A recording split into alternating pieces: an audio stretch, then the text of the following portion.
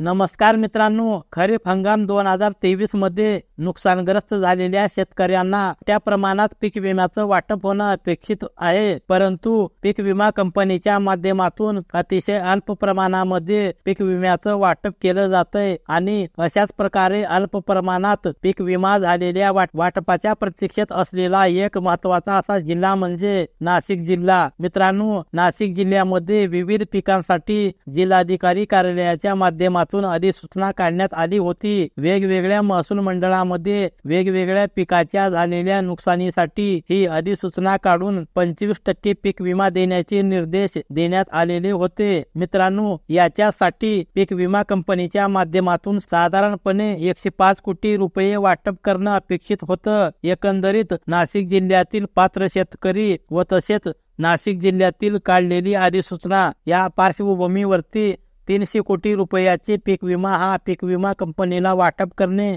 अपेक्षित होते, परंतु याच्यामध्ये देखील पीक विमा कंपनीच्या माध्यमातून 105 कोटी रुपयाचा पीक विमा हा शेतकऱ्यांना मंजूर करण्यात आला, ज्याच्यापैकी 57 कोटी रुपये वाटप आतापर्यंत पीक विमा कंपनीच्या माध्यमातून करण्यात आलेले आहे. मित्रांनो, याच पार्श्वभूमीवरती शेतकऱ्यांच्या माध्यमातून मोठ्या प्रमाणात रोष प्रकट केला जातोय आणि याच पार्श्वभूमीवरती पालकमंत्र्यांच्या उपस्थितीमध्ये या पीक विम्याच्या संदर्भात एक महत्वाची बैठक पार पाडण्यात आली आहे. मात्र पीक विमा कंपनी च्या माध्यमातून बाजूला असलेल्या नंदुरबार, धुळे, अहमदनगर जिल्ह्याचे दाखले देण्यात येत होते. या जिल्हा असलेल्या वाटपाची माहिती देण्यात येत होती, परंतु नाशिक जिल्ह्यामध्ये झालेला नुकसान, पावसाचा खंड, शेतकऱ्यांच्या नुकसानीची जी काही टक्केवारी आहे, हे सर्व चित्र वेगळे असल्यामुळे नाशिक जिल्ह्यातील जे शेतकरी या पीक विम्यासाठी पात्र करण्यात आलेले आहेत, अशा आणि वंचित असलेल्या उर्वरित शेतकऱ्यांना 8 दिवसाच्या आतमध्ये हा विमा तात्काळ वितरित करावा, अशा प्रकारचे निर्देश पालकमंत्र्यांच्या माध्यमातून या बैठकीमध्ये देण्यात आलेले आहेत. अन्यथा कायदेशीर कार्यवाहीसाठी सज्ज राहावं, अशा प्रकारची सूचना पीक विमा कंपनीला पालकमंत्री दादाजी भुसे यांच्या माध्यमातून देण्यात आलेली आहे. मित्रांनो, याच पार्श्वभूमीवरती आपण जर पाहिलं तर राज्यामध्ये गंभीर आणि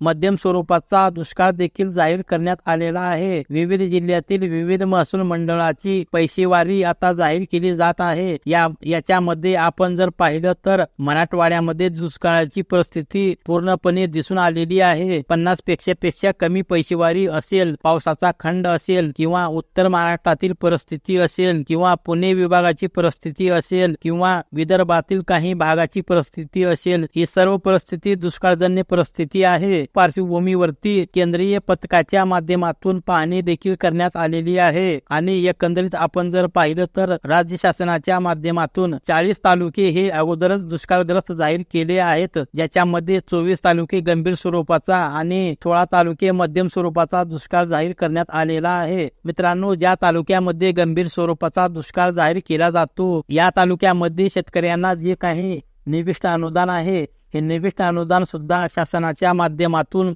वाटप करणं अपेक्षित असतं आणि याच्यासाठी राज्य शासनाच्या माध्यमातून केंद्र शासनाकडे अहवाल सादर करण्यात आलेला आहे. परंतु मित्रांनो, आता जवळजवळ डिसेंबर महिना आता संपत आलेला आहे, परंतु अद्याप देखील केंद्र शासनाच्या माध्यमातून अहवाल मंजूर करण्यात आलेला नाही आणि जर हा अहवाल जानेवारी महिन्यामध्ये मंजूर जर नाही केला तर मात्र महाराष्ट्रातील या दुष्काळ जाहीर केलेल्या जिल्ह्यातील शेतकऱ्यांना मोठी प्रतीक्षा करावी लागू शकते. तर मित्रांनो, अशा प्रकारे पीक विमा दुष्काळाच्या मदतीच्या संदर्भातील एक महत्वाचं असं अपडेट होतं. पुन्हा भेटूया नवीन माहितीसह, नवीन अपडेटसह. धन्यवाद. जय हिंद, जय महाराष्ट्र.